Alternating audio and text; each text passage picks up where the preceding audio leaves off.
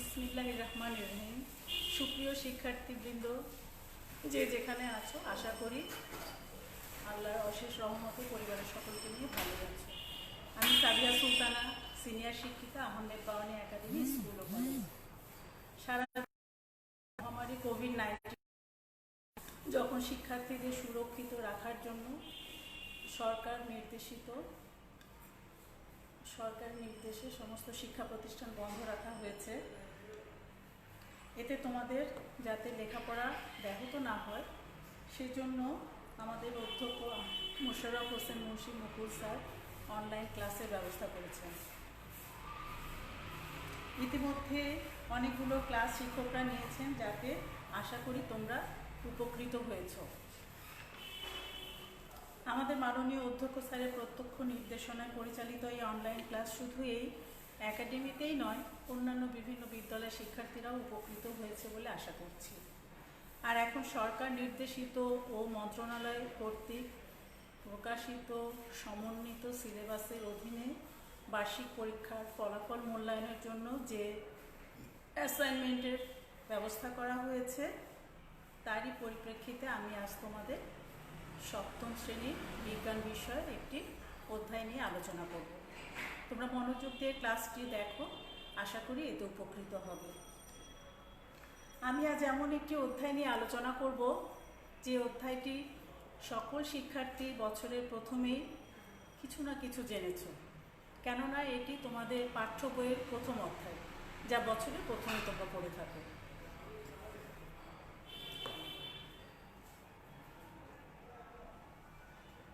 তাহলে এতক্ষণে তোমরা বুঝতে পেরেছো নিশ্চয়ই যে আমি কোন অধ্যায় নিয়ে আলোচনা করব। আমি আজ তোমাদের সাথে তোমাদের পাঠ্য বইয়ের প্রথম অধ্যায় নিম্ন শ্রেণীর জীব নিয়ে আলোচনা করব। এখন দেখো, নিম্ন শ্রেণীর জীব বলতে কি বোঝায়। প্রত্যেক জীবেরই নির্দিষ্ট কিছু বৈশিষ্ট্য থাকার কথা। সেই বৈশিষ্ট্যগুলো কম বেশি যদি অনুপস্থিত থাকে, তখন তাদেরকে নিম্ন শ্রেণীর জীব বলা হয়ে থাকে। যেমন ভাইরাস, ব্যাকটেরিয়া, শৈবাল, ছত্রাক, এগুলোই নিম্ন শ্রেণীর জীব।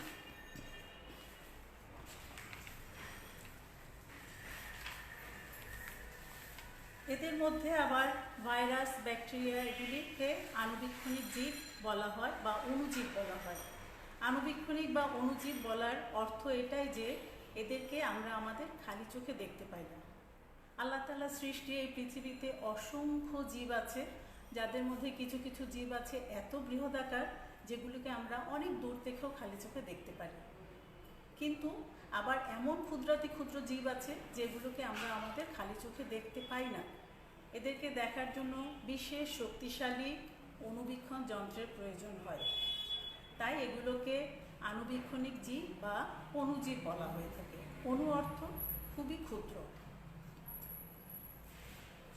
এই ভাইরাস, ব্যাকটেরিয়া সম্পর্কে আমরা আজকে এখানে আলোচনা করব। এছাড়াও আরও যে নিম্ন শ্রেণীর জীবগুলো আছে সেগুলো সম্পর্কেও আমরা আজ এখানে আলোচনা করব। অণুজীব জগৎকে অণুজীব বিজ্ঞানীরা কয়েকটি ভাগে ভাগ করেছেন।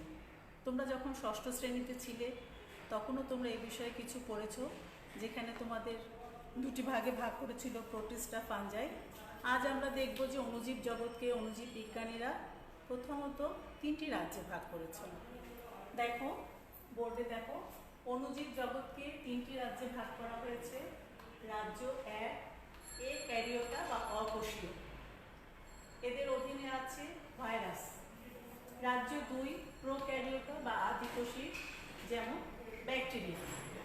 আর রাজ্য 3 ইউক্যারিওটা বা প্রকৃতকোষী, এদের অধীনে আছে শৈবাল, ছত্রাক, আরও কিছু কিছু অণুজীব। ক্যারিওটা বা অকোষীয়, অকোষীয় কেন বলা হয়েছে? সাধারণত জীবের দেহ কোষ দিয়ে গঠিত হয়ে থাকে। এই কোষের কিছু বৈশিষ্ট্য থাকে, যেমন সুনির্দিষ্ট নিউক্লিয়াস, প্রোটোপ্লাজম, আরও নানান রকমের উপাদান একটা কোষে থাকে। এই অকোষীয় বা ক্যারিওটা বলা হচ্ছে এই কারণে যে এরা এতই ছোট আণুবীক্ষণিক এবং এদের মধ্যে কোষের তেমন কোনো বৈশিষ্ট্য পরিলক্ষিত হয় না, তাই এদেরকে অকোষীয় বা এই ক্যারিওটা বলা হয়ে থাকে। এরপরে দেখো প্রোক্যারিওটা বা আদিকোষী।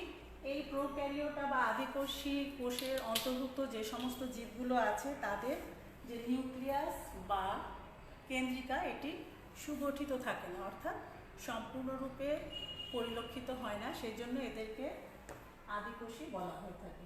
এরপরে আছে ইউক্যারিওটা বা প্রকৃতকোষী, শৈবাল, ছত্রাক। এদের কেন্দ্রিকা সুগঠিত থাকে, তাই এদেরকে প্রকৃতকোষী বলা হয়ে থাকে। এখন আমরা এই যে বিভিন্ন রাজ্যগুলোর কথা বলা হয়েছে, এই রাজ্যগুলোর যে অধীনে জীবগুলো আছে সেই জীবগুলো সম্পর্কে অল্প বিস্তর আলোচনা করব। দেখো, ভাইরাসের কথা তোমরা এখনকার যে মহামারীর সময় ভাইরাস কথাটার সাথে সবাই পরিচিত। যারা লেখাপড়া করছে কিংবা যারা লেখাপড়া করছে না তারাও এই ভাইরাসটা সম্পর্কে, এই নামটার সাথে অন্তত পরিচিত। যেখানে করোনা ভাইরাসের কথা সবসময় বলা হয়ে থাকে, সেই করোনা ভাইরাসই এই জাতীয় একটি ভাইরাসের কারণেই হয়ে থাকে। ভাইরাসগুলো অতি অনুবীক্ষণিক জীব হওয়ার কারণে এদেরকে প্রতিহত করা খুব কঠিন হয়ে যায়। এরা বাতাসে ভেসে বেড়ায়। এই ভাইরাসগুলি এর আগেও বলেছি ইলেকট্রন অনুবীক্ষণ যন্ত্রের সাহায্য ছাড়া দেখা যায় না, অর্থাৎ অতি শক্তিশালী অনুবীক্ষণ যন্ত্রের প্রয়োজন হয়। আমি এখানে একটা চিত্র এঁকেছি, এটা দেখো, এটা হচ্ছে অতি পরিচিত একটি ভাইরাস যার নাম ব্যাকটেরিওফাজ। এই ভাইরাসের দেহে একটু আগে বলেছি সুনির্দিষ্ট কেন্দ্রিকা কিংবা কোষের মধ্যে যে অন্যান্য উপাদানগুলো থাকে সেগুলো অনেক সময় পরিলক্ষিত হয় না। এদের দেহে যা দেখা যায় দুটি উপাদান দিয়ে তৈরি, একটা হলো নিউক্লিক অ্যাসিড থাকে ডিএনএ, ডিঅক্সি নিউক্লিক অ্যাসিড, আর একটা প্রোটিনের আবরণ থাকে। এই দুটি উপাদান দিয়েই ব্যাকটেরিওফাজ ভাইরাসটি গঠিত হয়ে থাকে। এই চিত্রটা তোমরা শিখবে এবং চিত্র আঁকাও শিখবে, এর গঠনটা শিখবে, এর মধ্যে কী কী উপাদান আছে।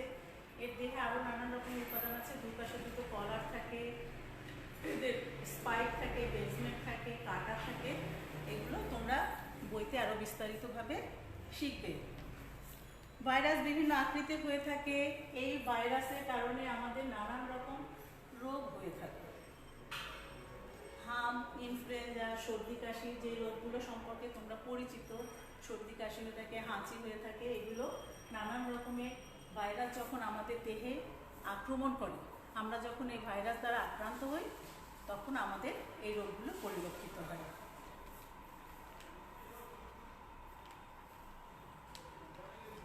এরপরে দেখো প্রোক্যারিওটা বা আদিকোষী জীব ব্যাকটেরিয়া। ব্যাকটেরিয়া আদিকোষী জীব। ব্যাকটেরিয়াও একটি রোগের জীবাণু। এই ব্যাকটেরিয়া দ্বারাও আমরা নানান রকম রোগ দ্বারা আক্রান্ত হয়ে থাকি। ব্যাকটেরিয়াকে বিজ্ঞানী হিউয়েনহু সর্বপ্রথম দেখতে পান, পরিলক্ষিত হয় তার কাছে। এই ব্যাকটেরিয়াকে নানান আকার আকৃতিতে দেখা যায়, গোলাকার, দণ্ডাকার, কমার মতন এরকম আকৃতি দেখা যায়। গোলাকার বা কক্কাস আকৃতির ব্যাকটেরিয়া যেটা থাকে সেটা নিউমোনিয়া রোগ সৃষ্টি করে। নিউমোনিয়া রোগটা সম্পর্কেও আমার মনে হয় নামটার সাথে অন্তত অনেকে তোমরা পরিচিত। আর দণ্ডাকার যেটা আছে সেটা ব্যাসিলাস বা দণ্ডাকার ব্যাকটেরিয়া বলা হয়ে থাকে, যেটার কারণে রক্ত আমাশা হয়ে থাকে। আমাশার কথা তোমরা শুনেছ। এই রক্ত আমাশাটাও এক ধরনের ব্যাকটেরিয়া যখন আমাদের দেহকে আক্রান্ত করে তখন এই রক্ত আমাশা হয়ে থাকে। এছাড়া কমা আকৃতির যে ব্যাকটেরিয়া আছে তার কারণে মানুষের কলেরা হয়ে থাকে, পেটের অসুখ যখন মারাত্মক আকার ধারণ করে তখন সেটা হয়ে যায় কলেরা। এখন এই ব্যাকটেরিয়া যে শুধু আমাদের অপকারই করে তাই নয়, এই ব্যাকটেরিয়া আমাদের নানান রকম উপকারও করে থাকে। যেই রোগের জীবাণুগুলো আমাদের অপকার করে থাকে সেই রোগের জীবাণুগুলো দিয়ে আমরা আমাদের নানান রকম উপকারও পেয়ে থাকি। যেমন দেখো, ব্যাকটেরিয়ার উপকারিতা আছে অনেক। ব্যাকটেরিয়া মৃত জীবদেহ ও আবর্জনা পচাতে সাহায্য করে। এখন তোমরা হয়তো চিন্তা করবে যে মৃত জীবদেহ আবর্জনা পচানোর ফলে কি উপকার হচ্ছে। মৃত জীবদেহ বা আবর্জনা যদি পচে গলে না যায় তাহলে পরে পৃথিবীতে বিশাল আবর্জনার ভাণ্ডার হয়ে যাবে। এগুলো পচে মাটির সাথে মিশে যায় বলে আমাদের এই আবর্জনার ভাণ্ডারটা কমে যায়। সেক্ষেত্রে ব্যাকটেরিয়া আমাদের সাহায্য করে থাকে, অনেক বড় উপকার করে থাকে। এছাড়া পাট থেকে আঁশ ছাড়াতে সাহায্য করে। তোমরা যারা শহরে থাকো তারা হয়তো অনেকে পাটের সাথে পরিচিত নও। পাট কাঠির গায়ে যে আঁশগুলো থাকে সেই আঁশগুলো দিয়েই মূলত পাটজাত যত দ্রব্য তৈরি করা হয়ে থাকে সেই জিনিসগুলো দিয়েই তৈরি করা হয়ে থাকে। এগুলোকে পাটকাঠি থেকে ছাড়াতে সাহায্য করে এই ব্যাকটেরিয়া। এছাড়া দই তৈরি করতে ব্যাকটেরিয়া আমাদের সাহায্য করে থাকে। আর আমাদের রোগের জন্য বিভিন্ন ধরনের যে অ্যান্টিবায়োটিক তৈরি করা হয় সেগুলো আমাদের এই ব্যাকটেরিয়া তৈরি করতে সাহায্য করে। তাহলে দেখো, ব্যাকটেরিয়ার মাধ্যমে আমাদের যেমনি নানান রকম রোগ সৃষ্টি হচ্ছে, আবার ব্যাকটেরিয়া এই রোগ জীবাণুগুলো থেকে আমরা আমাদের নানান রকম উপকারও পেয়ে থাকি। এখন দেখো, ইউক্যারিওটা বা প্রকৃতকোষী, ইউক্যারিওটা বা প্রকৃতকোষীর মধ্যে আমরা পেয়ে থাকি শৈবাল, ছত্রাক। এদের শৈবাল, ছত্রাক ভাইরাস বা ব্যাকটেরিয়ার চেয়ে আরও একটু আকৃতিতে বড়, যেগুলোকে আমরা অনেক সময় খালি চোখে দেখতে পাই। এগুলো আমাদের প্রকৃতিতে আমরা খেয়াল করলে পারে অনেক সময় দেখে থাকি। ছত্রাক একটি অসবুজ বা ক্লোরোফিল বিহীন উদ্ভিদ। জীবের দেহে যদি ক্লোরোফিল থাকে তখন তার দেহটার আকৃতি, রং হয় সবুজ এবং সে তখন নিজের খাদ্য নিজে তৈরি করতে পারে। কিন্তু শৈবালের দেহে সেই ক্লোরোফিল নাই। ক্লোরোফিল না থাকার কারণে তাদের দেহটা অসবুজ হয়ে থাকে এবং তারা নিজের খাদ্য নিজে তৈরি করতে পারে না বলে খাদ্যের জন্য অন্যের উপরে নির্ভরশীল হয়ে থাকে। শুধু এই ছত্রাকের কারণে শুধু যে আমাদের নানান রকম রোগই হচ্ছে তা নয়। এই ছত্রাক থেকে আমরা পেনিসিলিন নামক ওষুধ তৈরি করে থাকি, যেটা আমাদের বিজ্ঞানের একটা বিশাল অবদান, মূল্যবান ওষুধ। এছাড়া ছত্রাক থেকে আমরা যে পাউরুটি খেয়ে থাকি, সেই পাউরুটি থেকে বাসায় তৈরি রুটির চেয়ে অনেক বেশি ফোলানো হয়ে থাকে। এই রুটিটাকে ফোলানোর জন্য যে জিনিসটা ব্যবহার করা হয় সেটার নাম হচ্ছে ইস্ট। এই ইস্টটা আমরা ছত্রাক থেকে পেয়ে থাকি। ছত্রাক একটি সংক্রামক রোগ। কারো যদি এই রোগে আক্রান্ত হয় তখন তার কাছ থেকে অন্যকে সাবধানে থাকা উচিত। এরপরে দেখো, ইউক্যারিওটা বা প্রকৃতকোষীর মধ্যে আছে শৈবাল। শৈবাল ক্লোরোফিল যুক্ত উদ্ভিদ, অর্থাৎ শৈবালের দেহে ক্লোরোফিল থাকার কারণে এর গায়ের রং সবুজ হয়ে থাকে এবং এর কারণে এরা নিজেদের খাদ্য তৈরি করতে পারে। শৈবাল যদি বেশি পরিমাণে, শৈবাল সাধারণত আমরা পানিতে, স্যাঁতস্যাঁতে জায়গায়, পুকুরে, নদীতে দেখে থাকি। যদি পুকুরে বা নদীতে খুব বেশি পরিমাণে শৈবাল থাকে তাহলে পরে পুকুরে বা পানিতে যে জলজ প্রাণীগুলো থাকে, মাছ বা অন্যান্য জলজ প্রাণী, তাদের শ্বাস প্রশ্বাসের কষ্ট হয়ে থাকে বা অক্সিজেনের ঘাটতি হয়ে থাকে, সেই জন্য শ্বাস প্রশ্বাসের কষ্ট হয়। এই শৈবাল থেকে তোমাদের যে অতি প্রিয় আইসক্রিম, সেই আইসক্রিম তৈরির জন্য যে অ্যালজিন ব্যবহৃত হয়, সেই অ্যালজিন আমরা এই শৈবাল থেকে পেয়ে থাকি।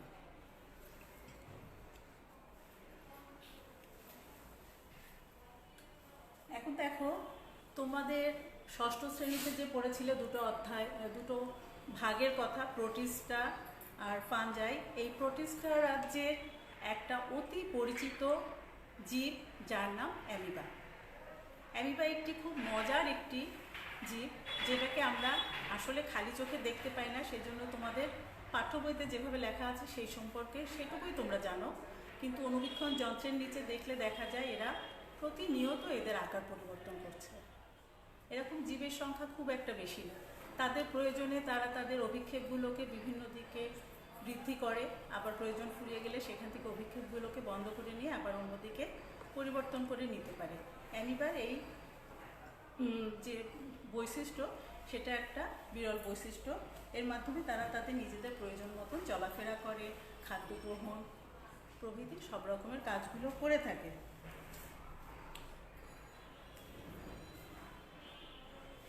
প্রোটিস্টা রাজ্যে আরও একটি প্রাণী আছে যেটার নাম অ্যান্টামিবা। অ্যান্টামিবা কারণে আমাদের পেটের অসুখ বা আমাশয় হয়ে থাকে। এই পেটের অসুখ বা আমাশয় দুই রকমের হয়ে থাকে, একটি হচ্ছে অ্যামিবিক ও অপরটি হচ্ছে বেসিলার। অ্যামিবিক আমাশয়টা হয়ে থাকে অ্যামিবিক অ্যান্টামিবা নামক এক ধরনের অণুজীবের কারণে, আর বেসিলারি আমাশয় হয়ে থাকে বেসিলাস নামক এক ধরনের ব্যাকটেরিয়ার কারণে হয়ে থাকে। অর্থাৎ দুটোই ব্যাকটেরিয়ার কারণে হয়ে থাকে, দুটো ব্যাকটেরিয়া দুটো প্রজাতির সংক্রমণের কারণে এই দুটো আমাশয় হয়ে থাকে। অ্যান্টামিবাও প্রোটিস্টা রাজ্যের অন্তর্ভুক্ত। অ্যামিবা যেমনি প্রোটিস্টা রাজ্যের অন্তর্ভুক্ত ছিল, এরাও সেই একই রাজ্যেরই। এদেরকেও খালি চোখে দেখা যায় না, অতি অণুজীব এদেরকে এই জন্যই বলা হয়। অতি শক্তিশালী অণুবীক্ষণ যন্ত্রের সাহায্যে এদেরকে দেখতে হয়। এদেরও নির্দিষ্ট কোনো আকার আকৃতি নাই, অ্যামিবার মতন এরাও নিজেদের আকার আকৃতি পরিবর্তন করে। এদের দেহটা স্বচ্ছ জেলির মতন হয়ে থাকে, অর্থাৎ জেলি যেরকম খুব শক্তও হয় না, খুব তরলও হয় না, অ্যান্টামিবাও এই ধরনের একটি প্রাণী। তবে কখনো কখনো যখন প্রতিকূল পরিবেশ, অর্থাৎ যখন এই অ্যান্টামিবা সামনে যখন দেখে তাদের পরিবেশটা তাদের জন্য উপযোগী নয়, বিপজ্জনক, তখন তারা তাদের দেহের বাইরের দিকে একটা আবরণ তৈরি করে, যেটাকে বলা হয় সিস্ট। এরা পরজীবী হিসাবে মানুষ, বানর, কুকুর, বিড়াল এদের দেহে বসবাস করে এবং রোগের সৃষ্টি করে থাকে। অর্থাৎ যখনই অন্যের দেহে বসবাস করে তখনই সেখানে রোগ নামক রোগ হয়েই তারা বসবাস করে থাকে। যখন এরা আবার অনুকূল পরিবেশে আসে তখন এরা আবার নতুন একটা অ্যান্টামিবার জন্ম দেয় এবং তখন সেটা হয়ে যায় আরেকটি অ্যামিবা। অ্যান্টামিবার কারণে যে আমাশয় হয়ে থাকে, অ্যামিবিক আমাশয় ও ব্যাসিলারি আমাশয়, এই রোগটা মানুষের দেহে কিংবা অন্যান্য প্রাণীর দেহে যখন একবার বাসা বাঁধে তখন এ থেকে পরিত্রাণ পাওয়াটা খুব কঠিন হয়ে যায়। দীর্ঘদিন ধরে এই রোগের জীবাণুটা সেই জীবের দেহে পরজীবী হিসাবে বসবাস করতে থাকে। তাহলে পরে দেখা যাচ্ছে যে এই যে অণুজীব জগতের যে তিনটা রাজ্য, ক্যারিওটা বা অকোষীয়, প্রোক্যারিওটা বা আদিকোষী, ইউক্যারিওটা বা প্রকৃতকোষী, এই রাজ্যের এই প্রাণীগুলো নানানভাবে নানান সময়ে মানুষ সহ অন্যান্য জীবের দেহে নানান রোগের সৃষ্টি করে থাকে। শুধু রোগের সৃষ্টি করে থাকে তাও নয়, এদের অর্থনৈতিক গুরুত্বের কথাও তোমাদেরকে বলেছি। এগুলোর মাধ্যমে আমাদের নানান রকম উপকারও হয়ে থাকে, নানান রকম রোগের ওষুধও তৈরি হয়ে থাকে। কিন্তু স্বাস্থ্য ঝুঁকিতে এগুলো আমাদের জন্য মারাত্মক হয়ে দাঁড়ায়, সেই জন্য আমাদেরকে অবশ্যই পূর্ব থেকেই সাবধান হতে হবে। যখনই মানুষ অপরিষ্কার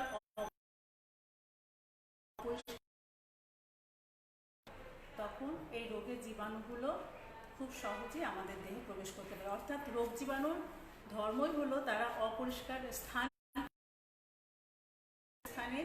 তারা বংশবৃদ্ধি খুব সহজে করতে পারে এবং সেখান থেকে একজনের দেহে থেকে আরেকজনের দেহে সহজে ছড়িয়ে যেতে পারে। বাতাসে যে ধুলাবালি উঠছে, আমরা জানি যে কোনো হালকা জিনিস উপরে ভেসে বেড়ায় বা উড়ে বেড়াতে পারে, আর যদি সেটা ভারী জিনিস হয় তাহলে বাতাসে ভেসে বেড়াতে বা উড়ে বেড়াতে পারে না। এখন এই যে ভাইরাস, ব্যাকটেরিয়া, এগুলো তো অতি আণুবীক্ষণিক, অর্থাৎ এতই ক্ষুদ্র যে যেহেতু আমরা এগুলোকে খালি চোখে দেখতে পাচ্ছি না, তার মানে এদের ওজন সেরকম খুবই কম। সেই জন্য এরা সবসময় বাতাসে ভেসে বেড়াচ্ছে। এই বাতাসে ভেসে বেড়ানোর কারণে নানানভাবে বাতাসে ধুলাবালিতে ঘুরে বেড়ায় এবং সেখান থেকে আমাদের নাকে মুখে চলে যেতে পারে। এই নাকে মুখে চলে যাওয়ার ফলে আমরা অনেক সময় রোগাক্রান্ত হয়ে যাই এবং বেশিরভাগ রোগগুলোই আবার একজনের দেহ থেকে আরেকজনের দেহে ছড়িয়ে পড়ে। সেই জন্য যেখানে প্রচুর ধুলাবালি আছে, ময়লা আছে, সেরকম জায়গায় আমরা চেষ্টা করব না যাওয়ার। যদি সেখানে যেতেই হয় তবে আমাদেরকে মাস্ক ব্যবহার করতে হবে। ধুলাবালি অপরিচ্ছন্ন জায়গায় আমরা সহজে হাত দেব না, এবং যদি বা হাত দাও তাহলে পরে পরবর্তীতে বাড়িতে এসে বা যেখানে ব্যবস্থা আছে সেখানে নিজেদেরকে পরিচ্ছন্ন হয়ে যেতে হবে।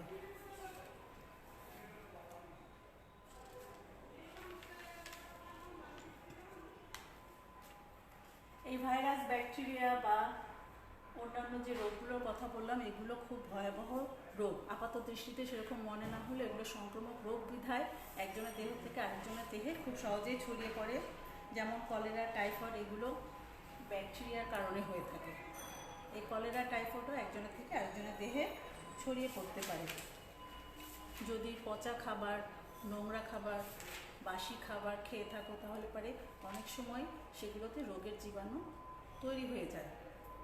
কেননা রোগ জীবাণুগুলো যেহেতু নোংরা জায়গায় এবং পচা জায়গায় বসবাস করে, সেখানে খুব দ্রুত তাদের বংশবৃদ্ধি হয়ে সেখানে বিস্তার লাভ করে এবং সেগুলো যখন আমরা নিজেরা ভক্ষণ করি বা হাত দিয়ে ব্যবহার করি, তখন যে কোনোভাবেই হোক আমাদের নাকি মুখে চলে যেতে পারে, সেখান থেকে আমরা রোগাক্রান্ত হয়ে যেতে পারি। এছাড়া আমাদের শহরে খুব একটা দেখা যায় না, কিন্তু গ্রাম অঞ্চলে কিংবা বস্তিতে কিংবা নিম্ন আয়ের মানুষ যারা যেখানে বসবাস করে, সেখানে অনেক সময় দেখা যায় যে তাদের পয় প্রণালীর খুব ভালো ব্যবস্থা থাকে না। অর্থাৎ অনেক সময় কাঁচা পায়খানা ব্যবহার করছে কিংবা অনেক সময় একই টয়লেটে অনেকে ব্যবহার করছে যেটা নোংরা থাকছে, অস্বাস্থ্যকর থাকছে। সেখান থেকেও এই রোগের জীবাণুগুলো খুব সহজেই একজনের কাছ থেকে আরেকজনের দেহে ছড়িয়ে পড়তে পারে। সেই জন্য নোংরা টয়লেট ব্যবহার করা থেকে বিরত থাকার চেষ্টা করতে হবে এবং হাতের নখ ছোট রাখতে হবে। কেননা রোগের জীবাণুগুলো কিংবা কৃমি এগুলো আমাদের নখের ভিতরে অনেক সময় চলে আসে এবং সেইটা যখন তুমি হাত কোনো ক্রমে মুখে দিলে, তখন তার মাধ্যমে সরাসরি তোমার মুখ থেকে তোমার দেহের ভিতরে চলে যায়, তুমি রোগাক্রান্ত হয়ে যেতে পারো। তবে স্বাভাবিকভাবে অনেক সময় দেখা যায় যে ভাইরাস দ্বারা আক্রান্ত হতে পারে, যেমন সর্দি, জ্বর, ইনফ্লুয়েঞ্জা এগুলো হলে পারে অনেক সময় 2-4 দিনে এমনিতেই ভালো হয়ে যায়। যদি ভালো হয়ে না যায় তখন ডাক্তারের পরামর্শ নিতে হবে এবং সেই মোতাবেক চিকিৎসা নিতে হবে। আমাদের অনেকেরই অভ্যাস থাকে যেখানে সেখানে হাঁচি, কাশি, কফ থুতু ফেলা। এই কফ থুতুই হচ্ছে আমাদের দেহের ভিতরে যে রোগের জীবাণুগুলো ছিল সেগুলো বের হয়ে আসে। হাঁচি কাশির মাধ্যমে রোগের জীবাণুগুলো বের হয়ে আসে।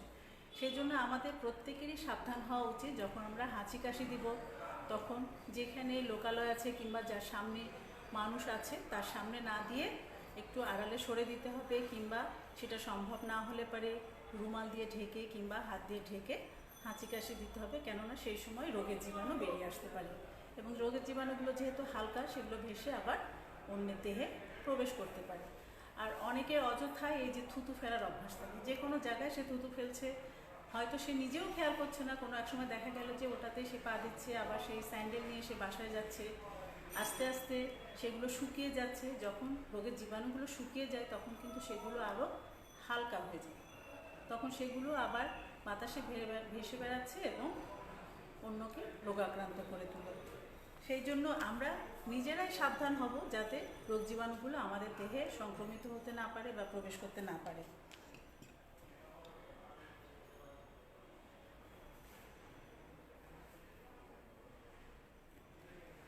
তাহলে পরে দেখো, এই রোগ জীবাণুগুলো আমাদের দেহে যখন স্বাস্থ্য ঝুঁকিতে ফেলে দিচ্ছে, তখন আমাদের এই স্বাস্থ্য ঝুঁকি থেকে নিজেদের রক্ষা করার জন্য নিজেদেরকেই সচেতন হতে হবে।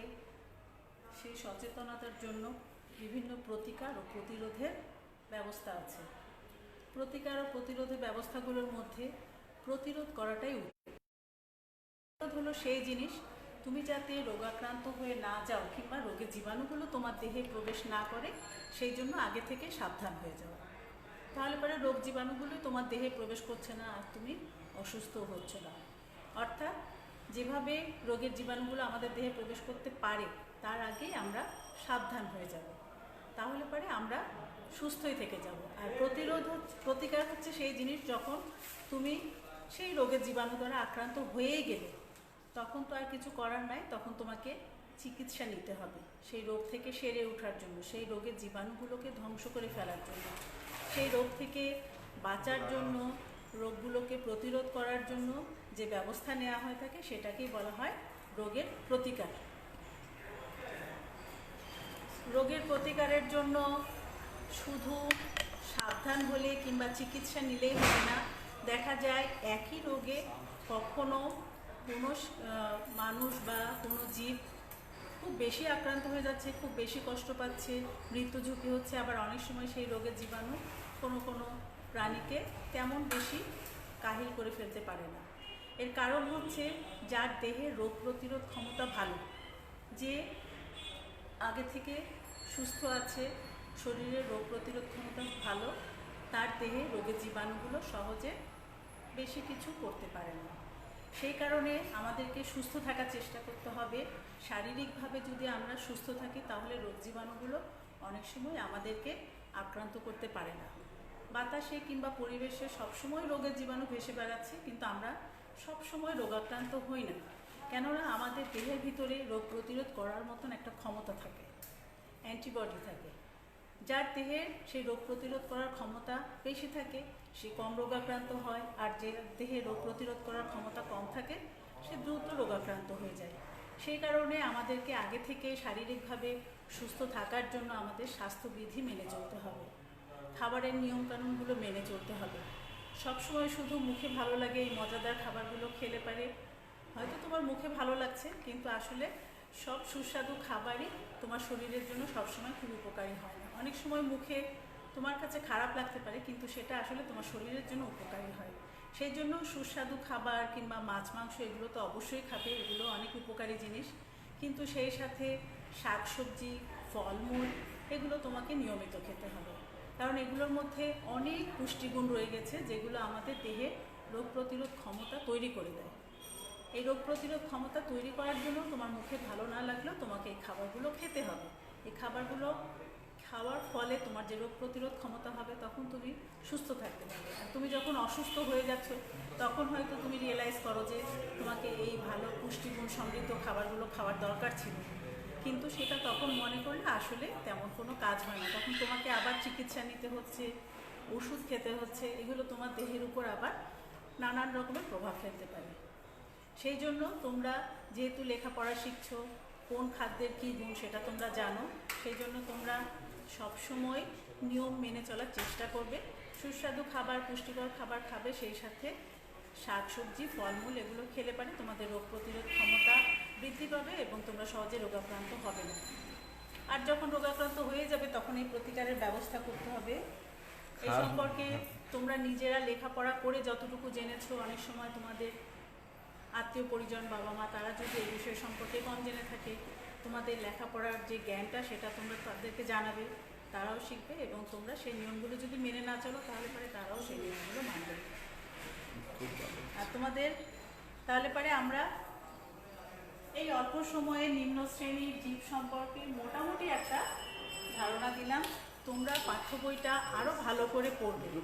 যদি পাঠ্য বইটা আরও ভালো করে পড়ো, প্রত্যেকটা লাইন ডিটেইলে মনোযোগ দিয়ে পড়বে, একবার না বুঝতে পারে আবার পড়বে, দ্বিতীয়বার পড়বে, তৃতীয়বার পড়বে, দেখবে যে প্রথমবার তুমি যেটুকু বুঝেছো পরের বার তুমি আর একটু ভালো বুঝতে পারবে, তৃতীয়বার পড়লে দেখবে তুমি আরও ভালো বুঝতে পারছো। অনেক সময় দেখা জিনিসটাও আমরা অনেক সময় চোখে দেখি না, খেয়াল করি না, কিংবা ভুল পড়ে যাচ্ছি, কিংবা শুধুই পড়ে গেলাম কিন্তু আমরা অনুধাবন করি না। সেই জন্য যখনই পড়বে খুব মনোযোগ সহকারে পড়বে এবং না বুঝলে সেই লাইনটা আবার বারবার পড়বে। শুধু ক্লাসের পড়া কিংবা লেকচার দিয়ে কিন্তু তোমার পড়াটা সম্পূর্ণ হবে না, তোমাকে নিজের পাঠ্য বইটা খুব ভালো করে পড়তে হবে। আর আমরা এখন যে ক্লাসগুলো নিচ্ছি সেটা তোমাদের বলেছি যে বার্ষিক পরীক্ষার মূল্যায়নের জন্য সরকার কর্তৃক যে নির্ধারিত সমন্বিত সিলেবাস দিয়েছে সেটার আলোকেই আমরা এখন ক্লাস নিচ্ছি। এটা তোমাদের বার্ষিক পরীক্ষার ফলাফল মূল্যায়ন করার জন্য যে অ্যাসাইনমেন্ট তৈরি করতে হবে সেই জন্য এই ক্লাসগুলো এখন নেওয়া হচ্ছে। তোমাদের এই অ্যাসাইনমেন্ট তৈরি করার জন্য তোমাদের বাইরের কোনো গাইড বইয়ের কোনো প্রয়োজন নেই, কিংবা তোমার অভিভাবকের প্রয়োজন নেই, কিংবা তোমার অন্যের সাহায্যের প্রয়োজন নেই। তুমি পাঠ্য বইটি খুব ভালো করে পড়বে। পাঠ্য বইটি খুব ভালো করে পড়ার পরে তুমি এই অ্যাসাইনমেন্টের প্রশ্ন থেকে খুব সহজেই লিখতে পারছো। অ্যাসাইনমেন্ট লেখার জন্য অনেক গাদে গাদে বইয়ের প্রয়োজন নেই। তুমি বইটি ভালো করে পড়বে এবং অ্যাসাইনমেন্টের প্রেজেন্টেশনটা খুব সুন্দর হতে হয়, সেই জন্য তোমার হাতের লেখাটা সুন্দর করে করবে। আগেই ঠিক করে নেবে তুমি কতটুকু লিখতে চাচ্ছ, কোনখান থেকে কি লিখবে। প্রথমে লিখে কাটাকুটি করে পরে চিন্তা করবে না, লেখার আগেই তুমি চিন্তা করবে, চিন্তা করে তারপরে সুন্দরভাবে লিখবে, হাতের লেখা সুস্পষ্ট হবে। এরকম করে তোমরা তোমাদের লেখাটা শেষ করবে। তাহলে পরে এটা সম্পর্কে মোটামুটি একটু জানা হলো। আজকে এ পর্যন্তই, আগামীতে হয়তো আবার দেখা হবে আল্লাহ হাফেজ, ভালো থাকবে সবাই।